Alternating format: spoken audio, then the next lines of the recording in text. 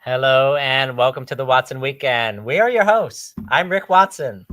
I am not Jessica Lesesky. I am Nick Kaplan, standing in for her today, and so happy to be actually sitting here with you. I don't know if I look at you, do I look at the camera? I can reach out and touch. I mean, I've been waiting for this for so long, but today we are here with the Watson Weekend, which is your weekly dose of medicine that will probably go down a little bit less smoothly with the two of us together, but we're talking all things retail tech into e-commerce, and I am super happy to be here.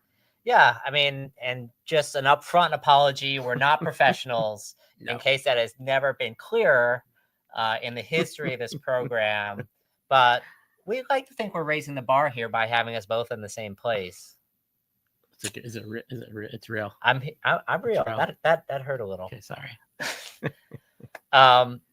Just a reminder, we are sponsored by Miracle because traditional e-commerce is just code for not growing. It's time to do better than the status quo. There's over 450 retailers that are growing 6 times faster with AI, automation, and a platform built for what's next, with marketplace, dropship, and retail media all in one place. So you should check them out.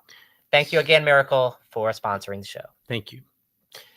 So what are you doing here? I mean, I don't know that people know that we actually work together. We actually are in our offices.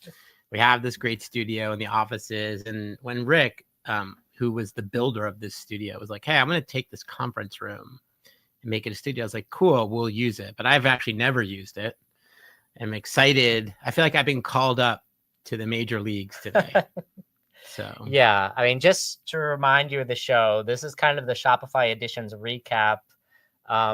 Neither Nick nor I were there at the event in Toronto, but we clearly know many people who were, and we recorded a quick episode with a number of folks: Mark Perini, Nick Thomson, who likely many of you know, and then Jacquelyn Laufer, who also singer behind the Watson Weekend intro song. Best song ever. Best podcast song on the market. That's For what sure. Michael Cantrell told me. I am always singing that song. So, but I think it's going to be super cool. I mean, we're here together a lot. We do a lot together. We went to the lead together.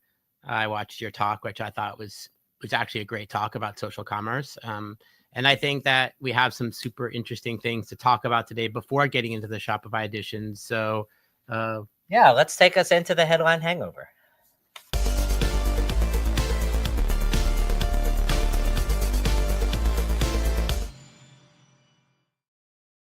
Thanks to Passport for sponsoring it, as always.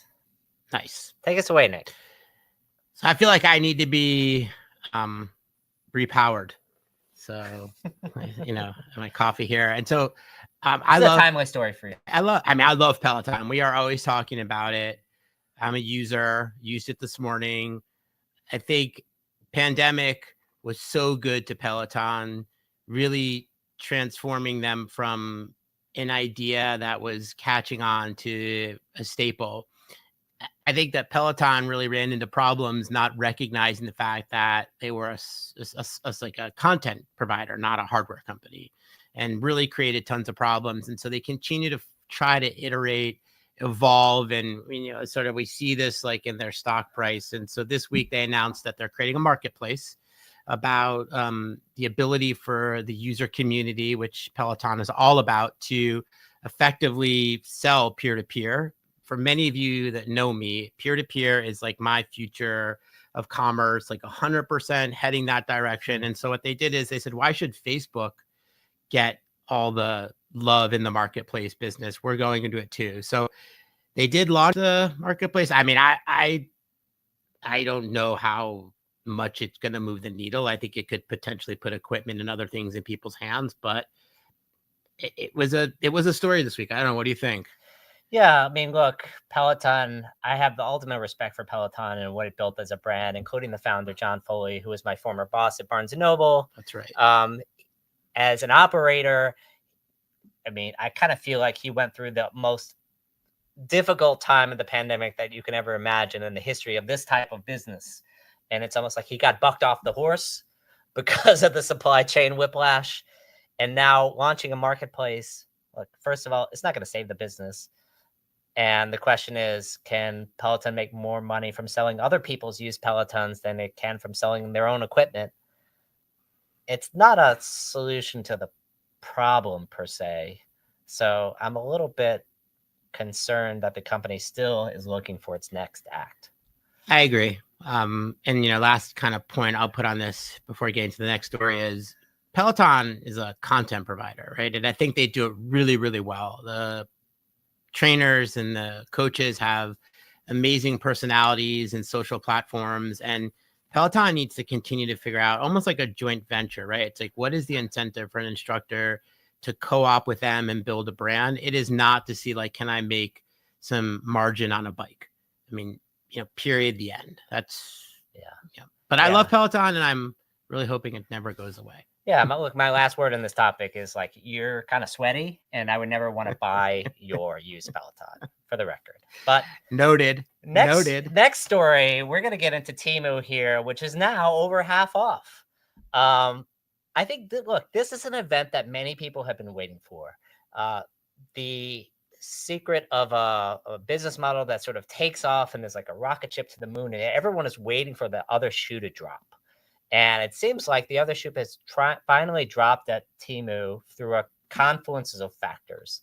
Number one is sort of continued U.S. pressure on China with trade regulations and labor and all these things. Second is de minimis, a huge loophole law that not only Temu, but many others were taking advantage of to ship directly from consumer under $600 or $800, as that has evolved over the years. Third, the tariffs seem to have put another huge chink in the armor. And then sort of the final death blow is Temu slashing its ad budgets, sometimes up to 75%, which was, I don't know if you want to predict what the Kaplan is a big fan of, like the value of your business is the 24-month trailing or 12-month trailing customer file. I don't imagine if you could probably draw out what the Temu customer file looks like, and it's a lot of new customers and not a lot of repeating customers. And so what happens when you slash your ad budget, Nick? You die. So that's what's happening. Temu's daily active users have been downgraded 60%. Yeah, I heard 58%, right? From March to May, or from pre to post. So it's a death spiral. Look, I think that, on the one hand, as a consumer, the ability to buy cheap things from China is appealing. But as an operator that is looking to have somewhat of a level playing field, the de minimis thing has always been a challenge. I think that, brilliant on Shein's part. I remember in 2016, when still operating a business, speaking to my biggest supplier, who's like 35%, saying, "Hey, Zach, there's this business called Shein. Can we figure out a distribution center in Shenzhen? DHL is like 3 to 8 days." And that's before everything evolved. But they're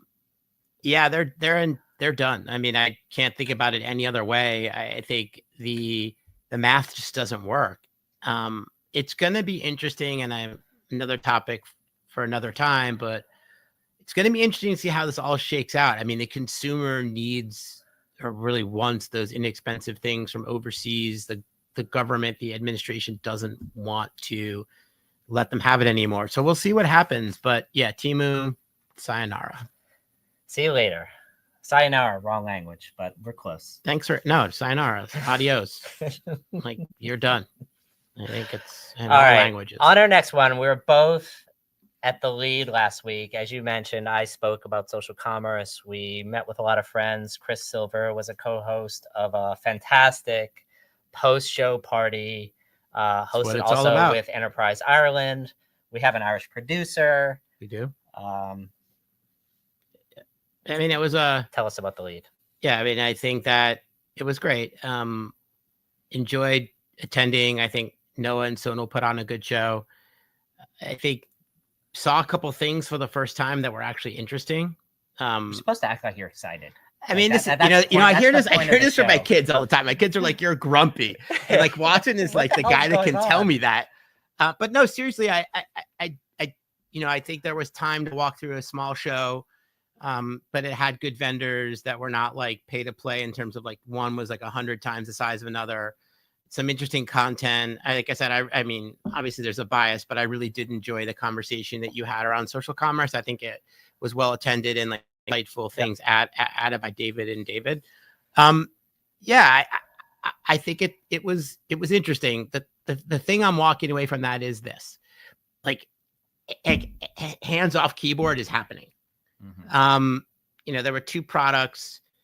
Hands off keyboard is happening, and a really, really big focus now on sources of traffic, meaning like people really parsing apart who's coming from where, what is their value, what is their behavior showing. So, I don't want to mention like names, but there were some really, really interesting things. There are a lot of good small vendors at the show that you don't see at every other show. I think mainly because the big folks, Shopify, Klaviyo, Salesforce, whatever, they're not taking up huge swaths of the floor. But they weren't there. They weren't there at all. I agree. Which I thought was interesting. Typically, you do see them there. So it was an opportunity to see what's happening. And there are some interesting things happening. Awesome. No, that's the lead. We appreciate you sticking through us with the headline hangover. We're going to jump right into our recap of Shopify Editions. I'm excited. Me too. I'm going to be in it interviewing. We'll be in the comments talking about it. So see you there. Happy to have this esteemed group here.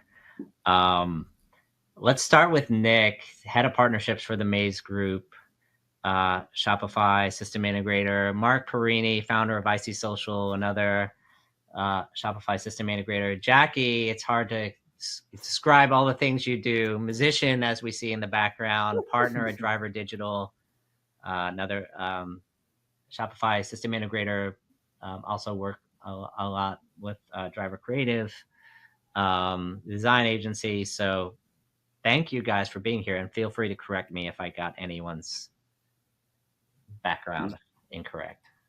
Perfect. As usual. No, and always love collaborating with RMW, of course. So we're excited. Look, you guys just went to the Kool-Aid Mecca. And it sounds like it was a fantastic week, super high energy. Let's just like go around the horn. What are like two immediate things that you took out? Like if you had to describe the week you had in a couple of impressions, like a dream almost, like what would you tell a friend about that dream? Hamburger buns with Shopify logos pressed into the buns. That's like literally what I'm like remembering. Oh my gosh. I know. It was very high touch. We need very pictures. High touch. I know, totally. But community, oh my God, it was so great to be with everybody and just like really get to know everybody even more, or see really old friends, and just like you could really feel the spirit of how great this community is. Yeah, it was truly Shopify Central there. I mean, not only did they have Editions, which was happening on the Friday, which was all the partners coming around from, what did they say, like 52 countries globally, but then right across the street, you had everybody else from Shopify there. So you could never achieve a higher density of Shopify knowledge. So that was pretty awesome, just having all of that there, and just like learning about, like, if I talk about like product stuff, like immediate things came to mind, like Sidekick and all the things that they're doing there, and sort of that conversation that Glenn and Toby had was really eye-opening and insightful. And then just also thinking about what they're doing with like staging environments. I think that was kind of tucked in a little bit, but I think that was really powerful as far as like where that's going to go. So for me, that was great. Yeah, it felt like Toronto was electric, So I got off the flight, and I just felt like everybody that was getting off the flight with me was going to Editions, like that's how it felt, which like I feel like this year felt really electric again. Like I just feel like people were pumped, but also there was just so much change and so many, like I feel like there was position changes even. For me, what stuck out, I'm big on the POS side. So POS as a platform for me really stuck out. Like that was something that was talked about a lot. So I think between AI and POS as a platform, those were the two things that I think were hot button issues that generally everybody was talking about. That's amazing. And I think that definitely reflected, as someone who wasn't there, it came out in the Editions release. AI was clearly a hot button. I'm surprised no one mentioned design. Mm-hmm. Yeah. And the future of design at Shopify. Do you guys want to talk about that? I saw what Carl mentioned. So Carl was talking about where you're not even going to use drop downs to get through the Shopify interface. You're going to essentially use natural language to get exactly what you want when you need it. And Glenn and Toby, when they spoke, kind of hinted at it also, like, what if Shopify was designed for you at that moment? So if you're, I don't know, a store that sells, I don't know, dresses, you're going to have a different interface than a store that sells thread or a store that sells circuitry. And actually having the platform grow with you as a business, like, oh, now you want to go international? Like, we're showing you markets where you hadn't had it before in the background. Right. Mm-hmm. Yeah. The design side of it, I mean, it's, fantastic, like where they're moving with it. And I mean, like, this is, I think, caught a lot of people potentially off guard because there's just, I think they just move so fast sometimes you don't really know what's going to come next. And so, like, right. Where they're going to invest in. Yeah. So the design front is fantastic. I'm excited. Yeah. So just recapping these impressions: POS, AI, Sidekick, just kind of the electric atmosphere for Toronto, the community, like how supportive the people were there. I think, Jackie, you and I were trading stories about what you experienced there. I don't know if you have any anecdotes to share, while you were there with either this group or who I know you spent time with, but also others that are not in this call here. Oh my gosh. I mean, well, also I feel like we need to layer in B2B too, because B2B was another major talking point, and so many of the business tracks were focused around that. So that definitely is another hot topic for sure. But yeah, I mean, it was incredible. What I realized is how old I am and how long I've been in this business to have like seen people that have like taken me under their wing when I was back at my days at Bliss. All of my counterparts that worked at Born Agency, they've all moved on to different agencies, including Brad, who's now at Domain and leading B2B, and Keith Paris, he is at Rhapsody. So, these guys like took me under their wing when I was at Bliss, like a little duckling. And it was like amazing to be with them as another agency owner and to just be with them. So that was really cool. And also on the partner side, like all of the different tools that we all use and just like having time with everybody there, I thought was really nice. So yeah, it feels like a reunion. You go back every year and it feels like a work reunion, like a high school reunion or something, It really does. High school reunion. That's going to be I think that'll be a good one. It's like the Shopify high school reunion. Seriously. Yep. It really is. And people asking, what was the first Editions or first Unite that you went to? That's their old name for the partner event. Yeah. Dating back all the way to like 2016 is when they kicked that off. Yeah.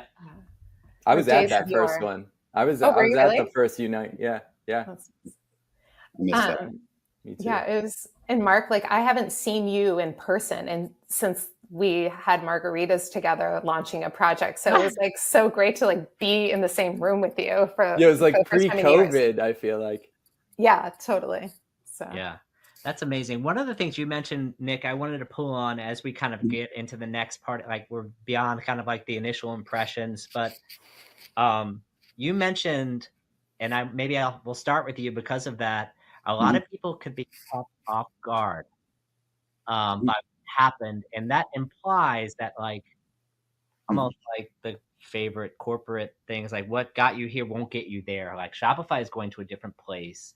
The way agencies worked with Shopify, and really, it feels like Shopify has been changing that the past 3-4 years. Like the value that Shopify puts on agencies and the value that brands get from agencies has already been changing, but it just seems like that is going to be on steroids the next 4 or 5 years. Talk to me about the future of system integrators as a category. Let's just start there for a second. And what does that mean for agencies that realize it and agencies that don't realize it?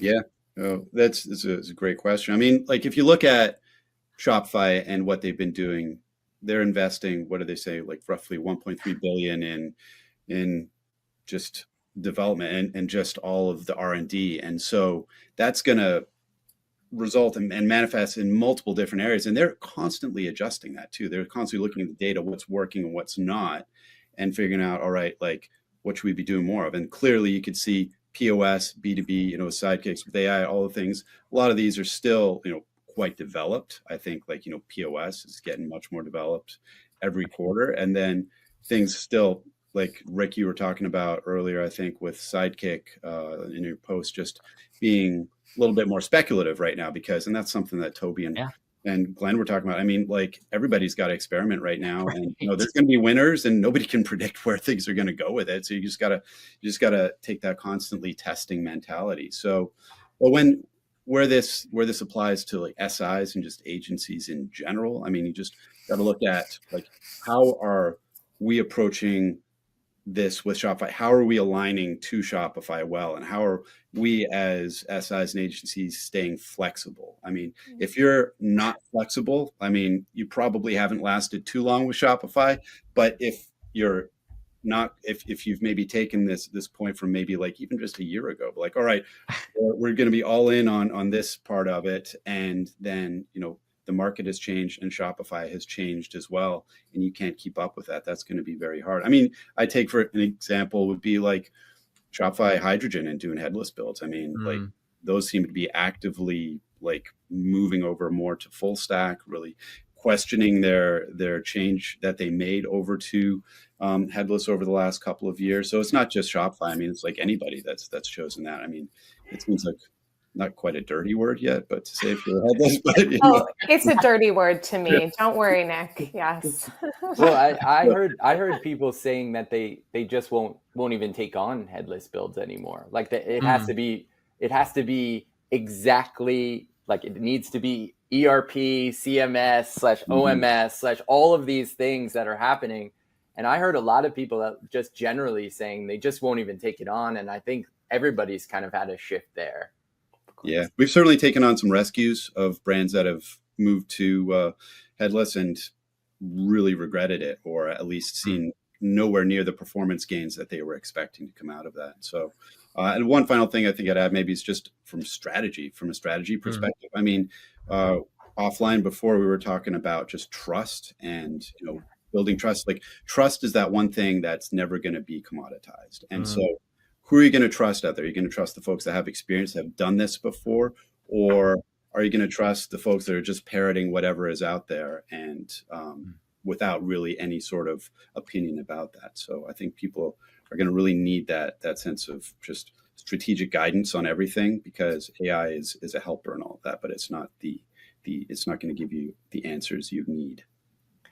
So I have to admit, so when we were sitting in the keynote and they showed Sidekick in the theme editor and they did that prompt and it like outputted this like floating product card module, like the whole crowd made noise, obviously, I think. And I personally, as on the sales side and also on like more of the solutioning side, I thought to myself, oh my God, this is the decimation of agencies. I had that moment. And then I was like, but wait, this doesn't work fully yet. And, like I leaned in a little bit and I was like, okay, I need to like not be afraid and lean in.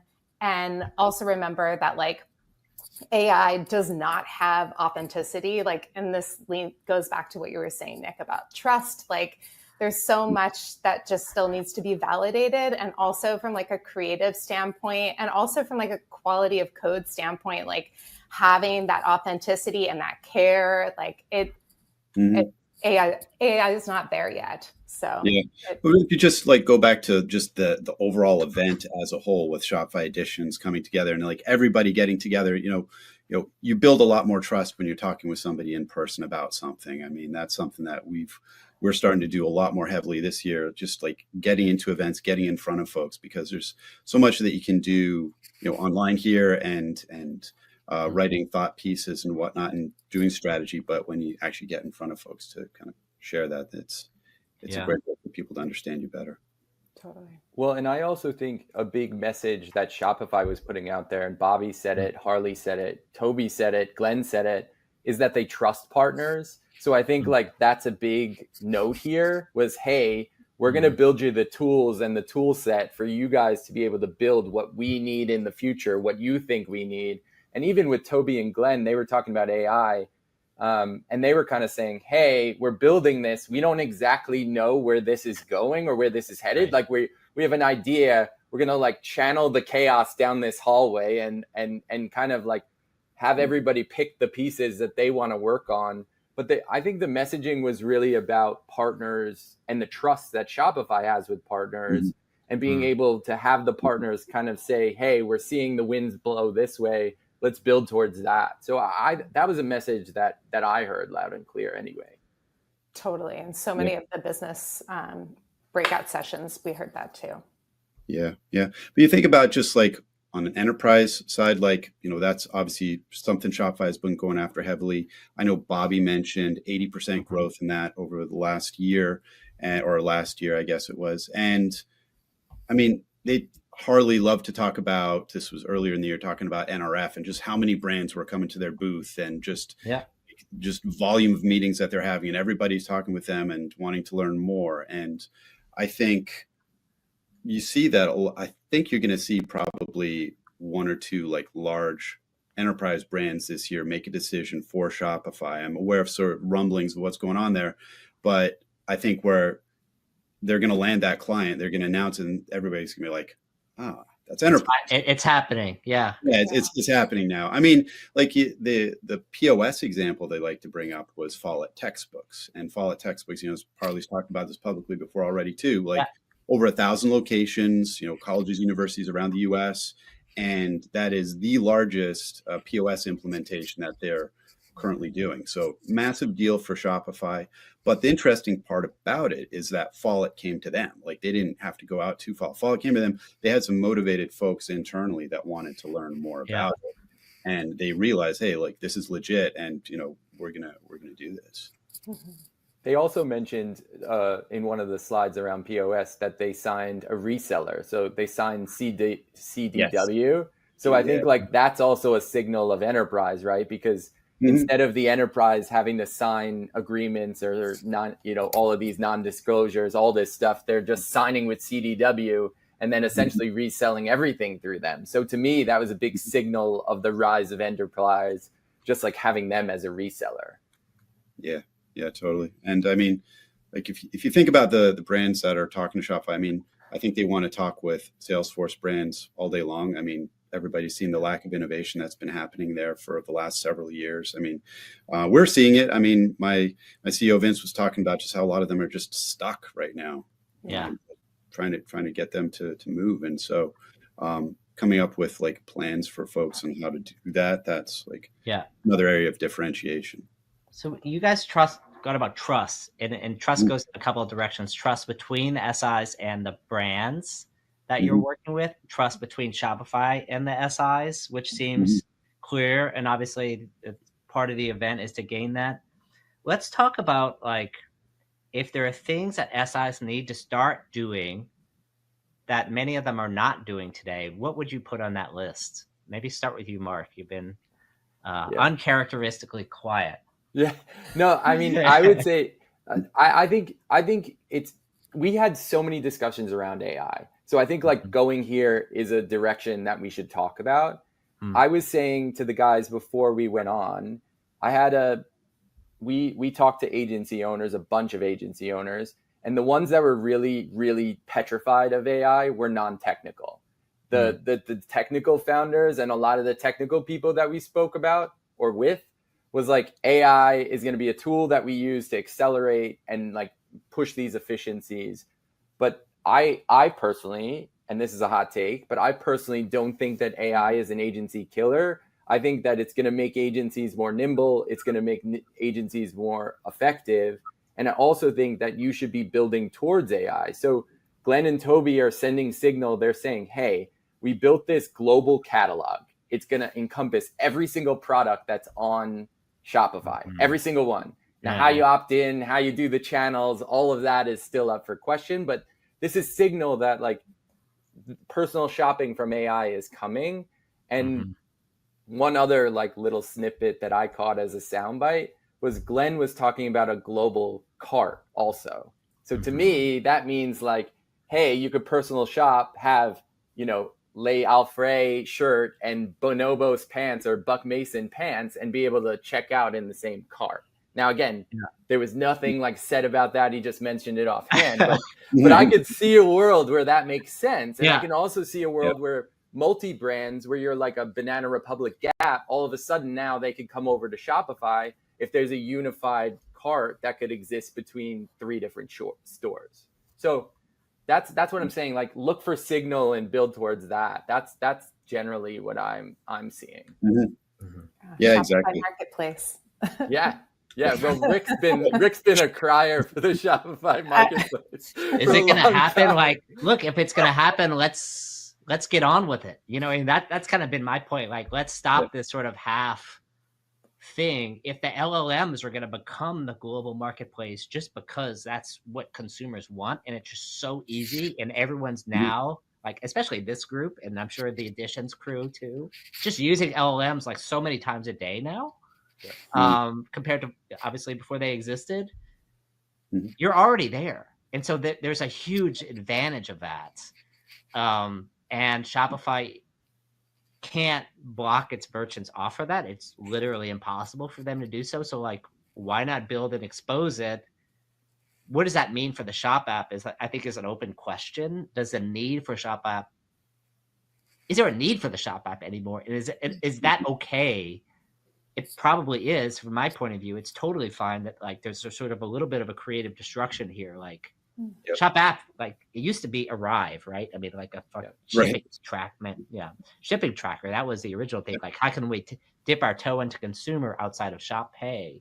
But now it's like, if the discovery and loyalty goal of that's the loyalty question, I'm not sure LLMs will get you. Shop app get you there, but if that's 80% of Shop app is the discovery and all that stuff, like what does it mean for Shop app is a open question for me. Well, I also think part of the Shop app thing, so if you look at Square, right? Sorry, I'm gonna go POS because that's like what I know. Keep like, doing it. Do it, Mark. but like on Square, when you go to your coffee shop and use your credit card at a Square reader, it remembers who you are. It links you to loyalty and all of that. So Shopify's baked some of that into the POS with Shop Pay, but also the Shop app of like recognizing who you are, giving you the points, getting you in store, you know, receipts and that sort of thing. So I think that, at least in my mind, that's where the Shop app and Shop Pay kind of commingle and in identification, and that to me is where that meets. That's cool. Yeah. Nick, you were gonna say something? There's not too much I think in there necessarily with the Shop app for like agencies and SIs. I mean, it's something that we're going to enable and activate for folks, but I think the Shop Pay implementation off platform, that's an interesting one. But yeah, I'd say like the things that agencies and SIs need to be considering more is just like, like you said, Mark, read the signals and listen to those. And, you know, POS is certainly a big one right now. I think B2B, of course, as well. Just follow the investment and where they're promoting. Yeah, totally. How about you, Jackie? Like, what are things that you think that agencies need to be doing more of as they come out of Editions? Like, let's say they didn't go to Editions, like, and you were going to talk to another agency founder that, you know, has some experience but may not be as deep in it as you guys are. Sure. Like, what advice would you give them? It's a great question. I would definitely just say to double down on POS and B2B and just like really dig into the academy and like get as many learnings as possible. Talk to someone like Mark Perini, who's done a gazillion POS migrations. B2W, Mark, that invite from me is coming very soon because I want to chat with you about some stuff. Sure. Yeah, I think, you know, just like, I think also just my biggest takeaway is just like leaning into where your differentiation is, right? So like really zeroing in on that, like, and that's what we're doing at Driver Digital. David is so focused on that right now about like, who is our customer, and like really identifying that person or that merchant and what our value add is for them. That's what I would recommend. And also I just like learned about so many new different amazing tools. I'm very excited about a lot of people that I met. Names are escaping me right now, but I'll follow up. Yeah, I wanted to start the discussion a little bit about like, what does the opposite of the agency of the future look like? I mean, for instance, like if you had been an agency that's been doing business the same way for the past 10 years, what do you immediately need to stop doing, like from you guys' point of view? Moving people to Salesforce. No, it's funny. It's a joke. Sorry. It's so good. Yeah. Oh, I mean, looking at just how much cost I can extract from a brand, like that's something that, you know, any agency that's going to try and evolve is not going to succeed with. I mean, like I've seen brands or agencies that we've competed against that try to keep brands on other platforms because that's where the money was, you know, stay with legacy. And that's obviously benefiting only one. It's not benefiting the client. And you have to just always think about like, what's going to be best for the client? How are we going to really help grow their business? How are we going to help them focus on what they do really well and magnify that versus just try and build out things just for the sake of it? Yeah, and I think partnerships is somewhere where there was a change, especially in the last 10 years. And I'm big on partnerships. We have great tech partners, but I don't care how much you're paying us or what the revenue share is. If it's not right for the client, it's not right for the client. And I care about the client the most. So like you could take us to Japan on an all expense paid trip. Doesn't matter. Like if it's not the right app for the partner or for the merchant, then the partnership is great. And I value that. But also I think there's this old kind of mafioso world of like give and take. We're signing you up for this app because we've known each other for 40 years. Like I think that's gone. I think it's really about what's the right fit for the client. And no matter what's the right fit for the client, because the lifetime value, like I care about my merchants more than I care about the partnership. And I think that's kind of within the last 10 years, that's evolved and that's changed. And I think if that's still your preset as an agency, that's something that's got to change now. Yeah, I would maybe Jackie, I don't know if you want to add one thing. But I was just going to say, Mark, I'm so glad that you said that because I'm seeing with so many clients, like these decisions that were made for purely these partnership deals and they were the wrong decisions. And so untangling that, and that goes back to what you were saying before, Nick, is just like having that trust, like people come to us because they know that we're going to lead them in the right direction. So sorry, Nick, I didn't mean to cut you off. No, not at all. Yeah. I'll let you have the last word. We're good.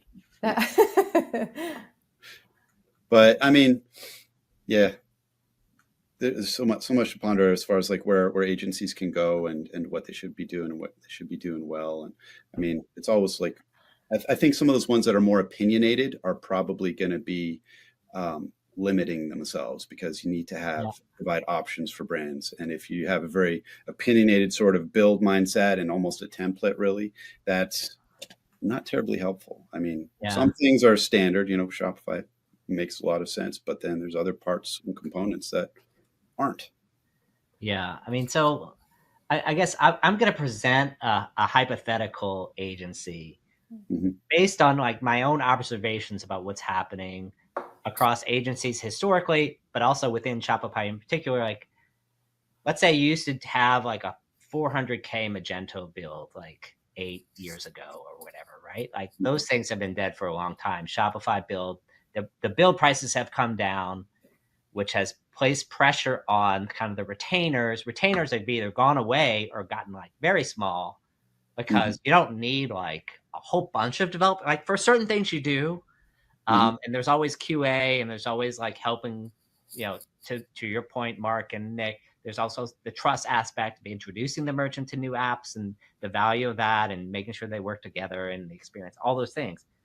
That said, retainers are going down, like the levels are going down. And so if you're an agency who like, okay, I'm going to pivot into CRO and I'm going to pivot into design, and I just saw Editions drop. In the light of those things I just talked about, like, now what? Is my idea that I pivoted into design, is that like suddenly a bad idea?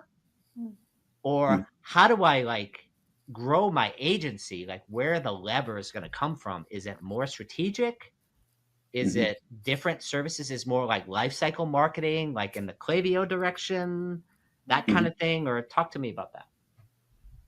Yeah, I mean, for us, I mean, we've always operated on the retention side. So, partner with Klaviyo and Iterable and others out there. And so like anything that can tie those two businesses, like the SI side and the retention side is going to be important for us. So I think, what Klaviyo is building out with, the B2C CRM and sort of the customer hub that they've been building out is really interesting there, because you can take that and build for Shopify too. So anything that kind of joins those two is an interesting space for us. And just overall, like I said before, like the strategy piece, like being much more, I think it's almost uncomfortable sometimes, like putting ourselves much more out there than we would have in the past. Like a few years ago, you didn't have to have sort of the presence and talking about things so much, but now people really see that and they demand it. And so that's something that we're having to focus on a lot more.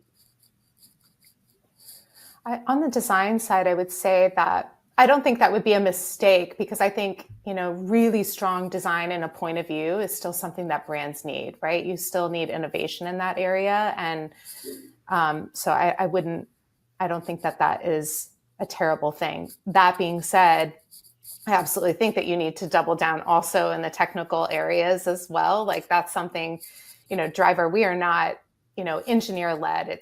We are design led. And also I'm on the digital solutions side. So we're not engineer led. So we really are like, we just hired a CTO, Maria Carter. She's, we are focusing in that area so we can start to, take on more complex partners and be a more technical solutions partner for our merchants.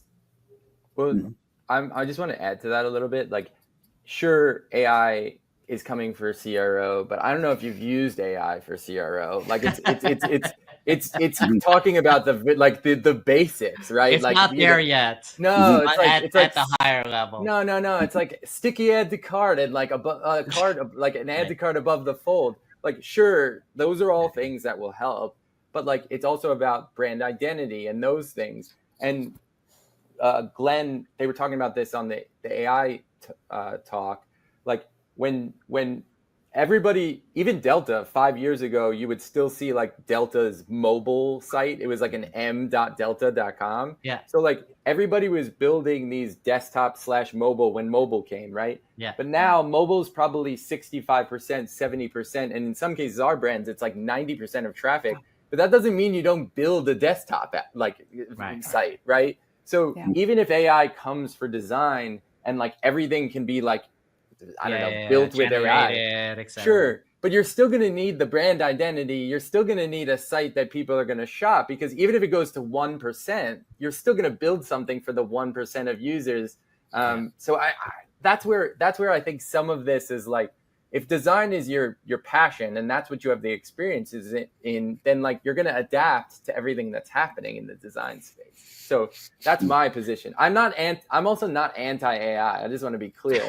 I just don't know that AI is going to like remove humans. Like I think the people that have been removed because of AI, their job probably didn't need to exist in an efficient, way. So again, this isn't me coming for AI or coming for anyone that lost their job to AI. I'm just saying, I think there's another devil's advocate to this. That's like people who are using AI to augment what they're already doing are going to be the people that come ahead after everything falls down. Right. Is there going to be an agency? Look, you're telling us what happened at Editions. You're saying like there's a lot of promise in the future. You're saying what people should avoid, what should they lean into? Are people going to hear it? Is one question. And is there going to be an agency extinction event as a result? I think that there might be. That's my hunch. But I think it's because people aren't listening or leaning in or making changes, et cetera. But I do think that we're going to see a decrease in agencies. That's if I'm looking at it. So you think there'll be fewer agencies today than there will be in the future, like 2 years from now than today? I think so. I think there will be more consolidation for sure. I mean, it's interesting. Like, I've been working in the Shopify agency space since 2017, since I was there. And like, I haven't seen any, at least in like the higher end, like Shopify Plus agencies just go away, like just shutter their doors. Like they've been acquired. They've been acquired. Right. There's been a ton of acquisitions that have happened, and BVA and Stable and like all of those. All these ones. Accenture and all the rest of it. I mean, Diff. Yep. Plenty. I mean, they're having Half Helix. Yeah, there have been plenty of the GSIs though that still haven't acquired any Shopify agents that are out there, or SIs. Like, nothing's happened from EY. Which one of you guys will be next? Is my next question to you. So plotting. Right. Who knows? But yeah, I think it's a good spot that I think if an agency is well aligned to Shopify right now and they stay that way, it's going to work well. What do you think, Mark? I think that if the bigger agencies can be nimble, if they can use kind of like or even build another team that's doing nimble design or nimble builds or that sort of thing, I think that's the pivot, right? I think the pivot is like, can you act as a startup in this time? Because the biggest thing that I saw from Shopify on the stage was they were kind of saying, yes, we're at enterprise scale and we can do this for enterprise, but we act as a startup. Like Toby will come into like the development meetings, and be like, this isn't what we want, or this is what we want. We love this. We don't love this. And so my thinking is the more that agencies can act like a startup, that those are the agencies that are going to succeed. And I think that's been proven time and time again, right? Like the agencies that are winning are the ones that are adapting and, having the foresight and the signal from the platforms as to what to build and where to build it. I think that's the recipe for success. Mark, what you just said too about larger agencies being more nimble, I feel like that is so important.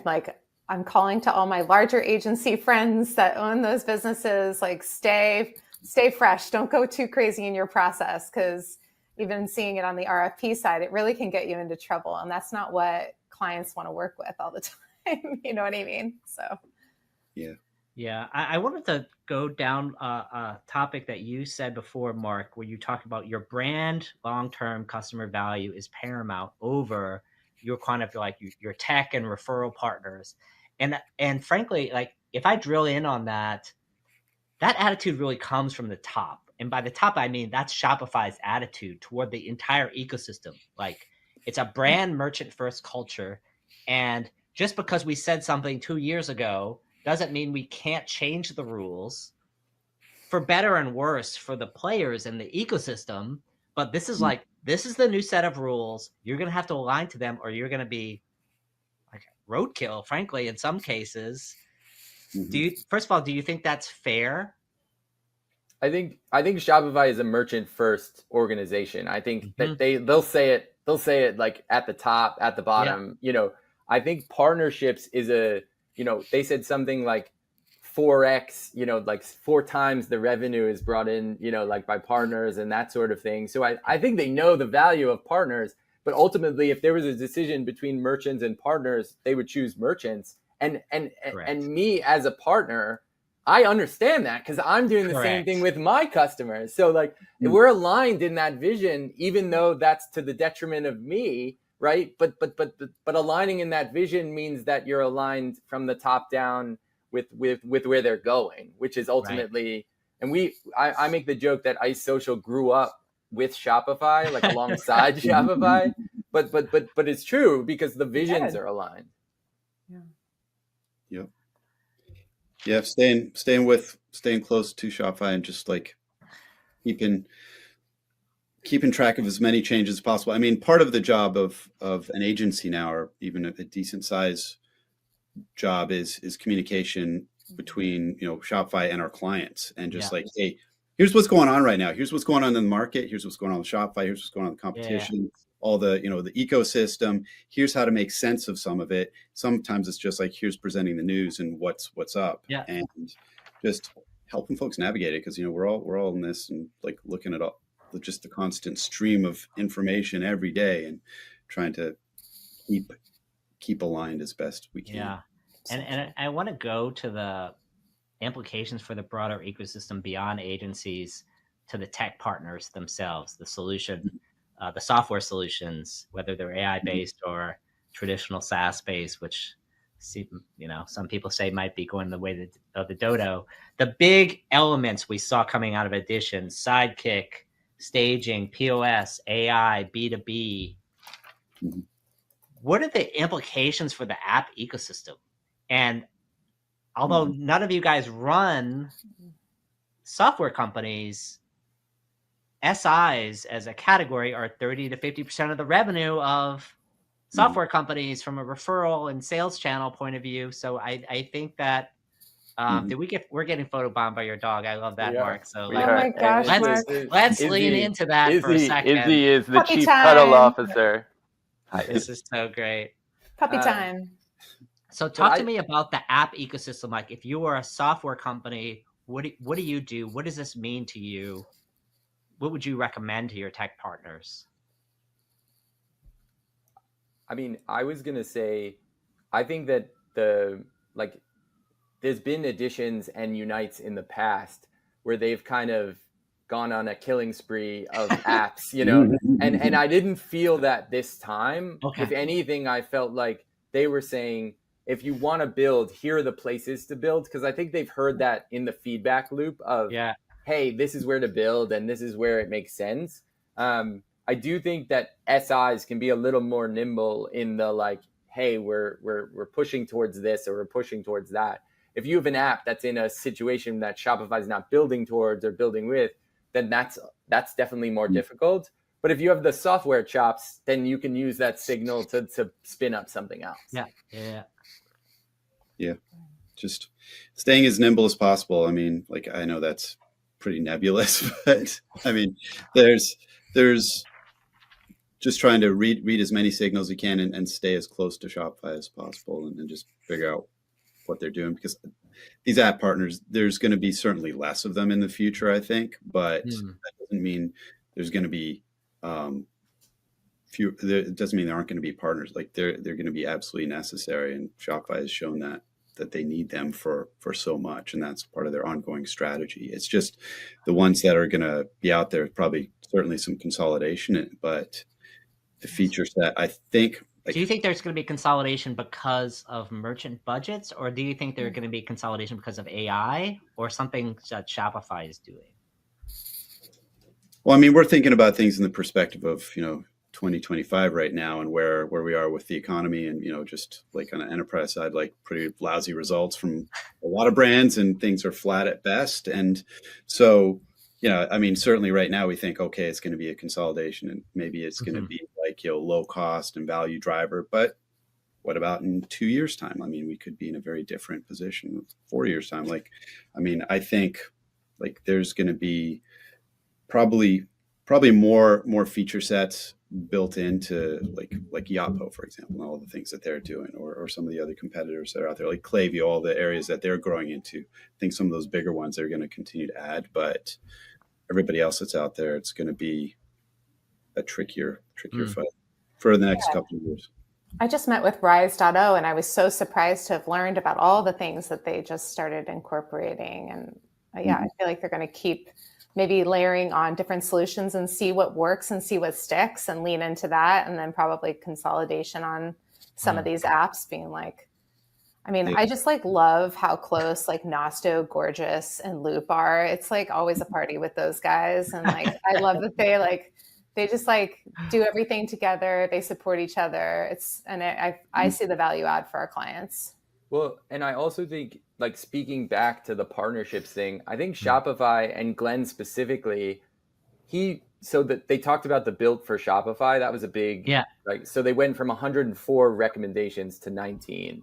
So that's like, hey, we're grabbing the feedback loop from apps and going and saying, hey, they're essentially saying, Glenn's saying, we want every app to feel like you're part of the Shopify admin, even if you're not.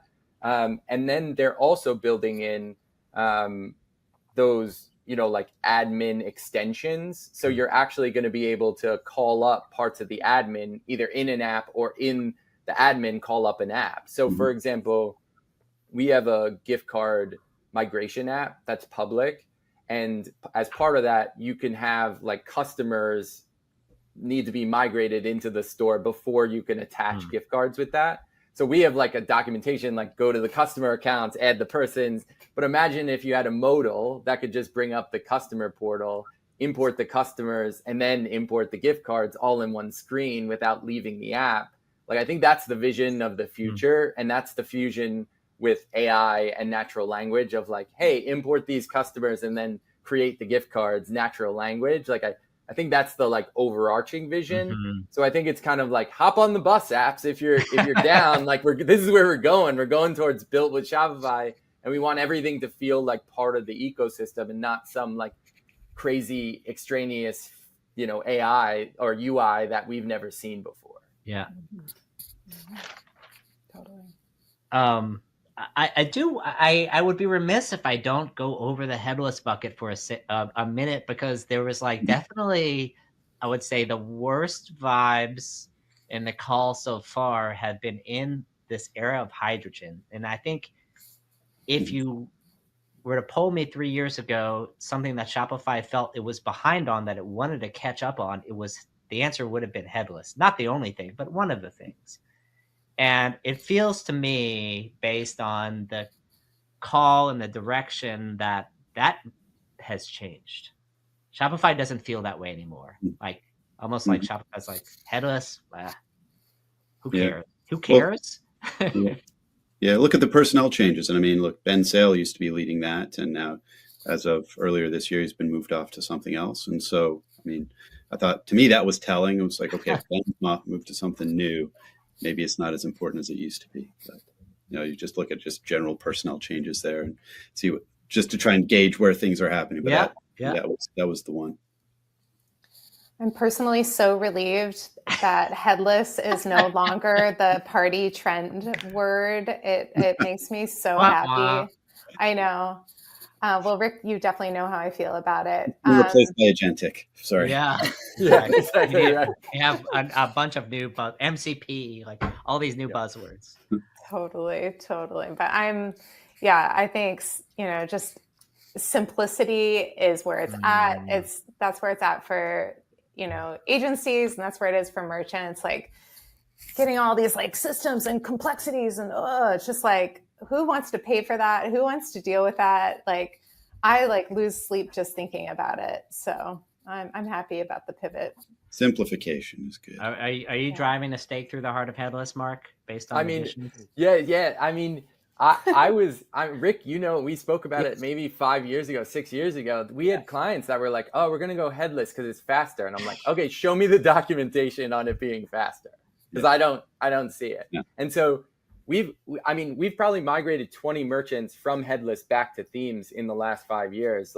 And that's just going to continue to happen. I would love to drive a stake into the heart of headless. I'd be happy to.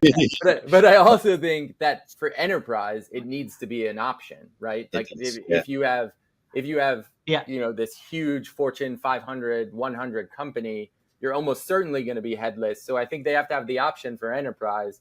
But I think anything save super enterprise doesn't need it. Yeah, I think there's always going to be occasion for it. And we've actually got a client where we've built with hydrogen, but also with full stack Shopify too, just multi-site. But, it was a unique use case and it made sense there. But if you look at what Toby said years ago, I don't think he said like, I don't ever envision headless being more than about 5% of our total clients. And I think even that was probably a large number. I think, yeah, my guess is if he were asked the same question today, he would revise that number down. 0.5? I don't know. Yeah. Yeah. I don't know if 0.5 is the number or what the number is, but yeah. if you think Shopify's millions of merchants, 0.5 even starts to sound like a big number. Yeah. Right. This has been an amazing conversation. I would love to wrap on a single kind of phrase or question. Like, if you had to describe Shopify to someone, what is it? How many words? Yeah. A few words. What's Shopify? All commerce all the time. Mark? Yeah, what I would say is I think about Shopify as being an enterprise operating system that enables mid to large businesses to compete with enterprise businesses. I think it really gives the tool set to... Are you being fed notes from Harley in the background? No. Is that what Izzy brought in? No. Izzy's like, you got a gun to my back. No. I mean, truly, that's where I get excited is, I have this merchant, an older lady that has a jewelry shop in Florida, and she's on TikTok Shop, she's on Facebook Marketplace, and all those tools on WooCommerce are 3 plugins later and a dev to set up. I just think that that's the secret sauce, is really enterprise level tooling for mid to large business. Yeah. How about you, Jackie? I feel like I want to steal Mark's quote from earlier, which is merchant first. It really, it is like a merchant first solution. And, I have friends who just spin up their own Shopify sites, all the time. And they're, making their brands and making a living. And it's, it's merchant first. Thank you, Mark. I'm quoting you on that one. Yeah, awesome. It's true. Well, this has been a really great talk and conversation. We should definitely get together again. Maybe we can make it a yearly or quarterly. After the next editions, maybe. Yeah, exactly. Yeah. After the next editions, we can set a date for next year. So I just wanted to appreciate and be thankful for you guys taking your time. Thank you so much, Rick.